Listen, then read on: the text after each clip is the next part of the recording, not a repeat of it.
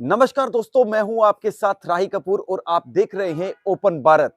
और आज मैं आपको जम्मू कश्मीर के राजौरी जिले के बदहाल गांव की एक रहस्यमय घटना के बारे में बताने जा रहा हूं, जिसने पूरे इलाके को हिलाकर रख दिया है। 7 दिसंबर से 19 जनवरी के बीच इस छोटे से गांव में 13 बच्चों समेत 17 लोगों की मौत हो गई थी। सबसे चौंकाने वाली बात यह है कि इन मौतों के पीछे कई बीमारी सामने नहीं आई है, यानी कोई भी बीमारी का पता अभी तक नहीं चला है। तो आखिर क्या है इन मौतों का रहस्य?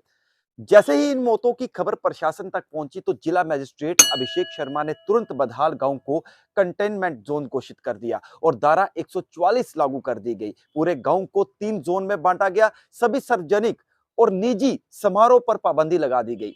प्रभावित परिवारों के घरों को सील कर दिया गया और प्रशासन ने हर घर को निगरानी में रखा। क्या है पूरी कहानी, आपको बताना चाहेंगे। इसको लेकर मुख्यमंत्री उमर अब्दुल्ला ने भी इस स्थिति को गंभीरता को समझते हुए गांव का दौरा किया। उन्होंने शोकाकुल परिवारों से मुलाकात की और आश्वासन दिया कि इन मौतों के पीछे का कारण जल्द ही पता लगाया जाएगा। मुख्यमंत्री ने कहा कि सरकार पूरी तरह से सतर्क है और हर सवाल का जवाब ढूंढने के लिए पूरी जांच की जा रही है। उस दिन से लगातार हेल्थ डिपार्टमेंट के तरफ से बिलखसूस, लेकिन उसमें उन्होंने बाकी डिपार्टमेंट्स को भी शामिल करके जो मुकामी इंतज़ामिया है वो इसके पीछे जो वजूहात हैं उनको समझने में लगी रही। सबसे पहले तो ये तय करना था कि कोई बीमारी तो नहीं फैल रही है, और अगर बीमारी फैल रही है तो उस फैलाव को रोकना हमारी सबसे बड़ी जिम्मेदारी थी।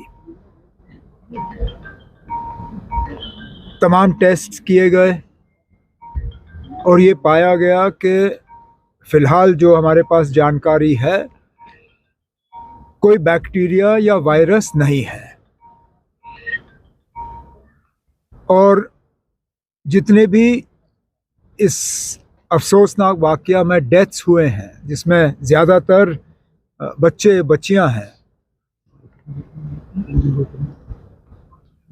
ये सारे 3 ख़ानदान के साथ ताल्लुक़ रखते हैं और कहीं ना कहीं ये 3 ख़ानदान इनका एक रिश्ता है।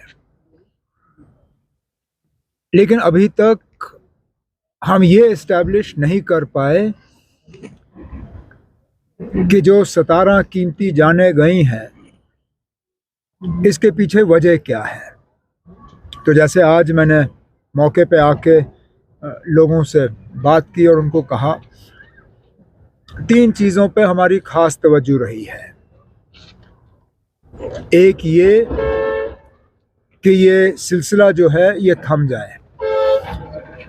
17 कीमती जानें गई हैं, ये नंबर 18 टच नहीं करना चाहिए। इसके लिए और क्या इक़दामात उठाने होंगे। डीसी साहब से मेरी बात हुई है, ऑनरेबल एमएलए साहब से बात हुई है, इन्होंने कुछ बातें की हैं जो जम्मू जाके उस पर हम अमल सरकार करेंगे। ने आईसीएमआर, एनसी, डीसी, डीआरडीओ और पीजीआई चंडीगढ़ जैसे बड़े संस्थानों की मदद ली है।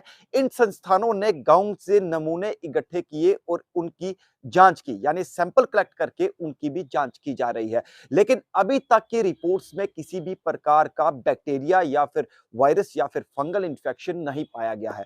केंद्र सरकार ने भी इस रहस्यमय घटना को गंभीरता से लेते हुए एक विशेष अंतर मंत्रालय टीम का गठन किया, जो सैंपल एकत्र कर रही है और स्थिति पर नजर लगातार रखे हुए है। इसके अलावा भारतीय सेना को भी इलाके में तैनात किया गया ताकि ग्रामीणों को भोजन, पानी और अन्य आवश्यक सामग्री की आपूर्ति जो है वो सुनिश्चित की जा सके। वहीं इसके साथ मैं आपको बताना चाहूंगा, इस घटना का सबसे दुखद पहलू है मोहम्मद असलम की कहानी। उन्होंने अपने परिवार के 8 सदस्यों को खो दिया है। अब उनके परिवार में केवल वह और उनकी पत्नी ही बचे हैं। प्रशासन, पुलिस और स्वास्थ्य विभाग मिलकर इस रहस्यमय बीमारी के कारणों का पता लगाने की पूरी कोशिश कर रहे हैं। अभी तक जो जानकारी मिली है, 9,000 से 10,000 घरों की स्क्रीनिंग की गई है, लेकिन अभी तक कोई ठोस नतीजा सामने नहीं आया है। वहीं कल शाम एक बार फिर से पूरे गांव में उस समय सनसनी वाला माहौल पैदा हो गया जब मोहम्मद असलम के भांजे एजाज अहमद की तबीयत अचानक से बिगड़ गई। वहीं आनन फानन में उन्हें कोटरंका के सामुदायिक स्वास्थ्य केंद्र सीएचसी में भर्ती कराया गया, लेकिन हालात गंभीर होते हुए उन्हें जीएमसी रजौरी रेफर किया गया। लेकिन डॉक्टरों ने जब उनकी हालत ज्यादा गंभीर देखी तो जीएमसी रजौरी के जो विशेषज्ञ डॉक्टरों की टीम ने उन्हें तुरंत वहां से पीजीआई चंडीगढ़ के लिए रेफर कर दिया, जो कि एयर एम्बुलेंस के जरिए जो है वो भेजा गया। वहीं अगर आज की बात करें तो अभी जो जानकारी मिल रही है कि एक परिवार की 3 जो बेटियां हैं वो भी अचानक बीमार होने से उन्हें जीएमसी में जो है वो भर्ती करवाया गया है। बढ़ाल गांव में रहस्यमय बीमारी के कारण भय और दहशत का माहौल बना हुआ है। स्थानीय निवासियों ने प्रशासन से बीमारी के कारणों की जांच तेज करने और जल्द समाधान की मांग की है।